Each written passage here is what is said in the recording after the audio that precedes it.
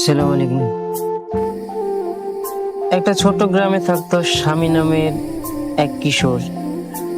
স্বামী খুব দুষ্ট ছিল, তবে তার হৃদয় ছিল নরম।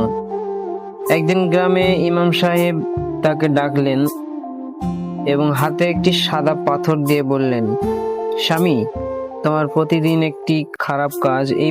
তারপর সে ভাবলো, এত দাগ, আমি কি কখনো আবার এটাকে মুছতে পারবো, এটাকে পরিষ্কার করতে পারবো?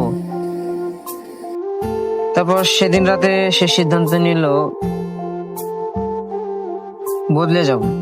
পরদিন সে তার মাকে সাহায্য করলো, ছোট ভাইকে পড়া শেখালো, মসজিদে গিয়ে মসজিদ পরিষ্কার করতে লাগলো।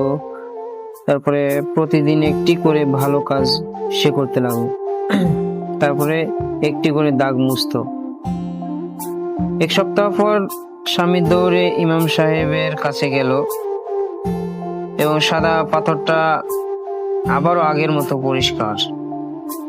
ইমাম সাহেব হাসলেন এবং বললেন, দেখো স্বামী, মানুষের হৃদয় ঠিক এমনই। খারাপ কাজ করলে কালো দাগ পড়ে যায়, আর ভালো কাজ করলে সেই দাগ মুছে যায়। তাই আল্লাহ মানুষকে ভুল করলে আবার সঠিক পথেও ফিরে আসার সুযোগ দেন। স্বামী বুঝলো, ভালো হতে চাইলে প্রথম পদক্ষেপ হলো নিজের ভুলগুলো দেখা আর তারপর ভালো কাজ দিয়ে হৃদয়কে আবার পরিষ্কার করা। আসসালামু আলাইকুম।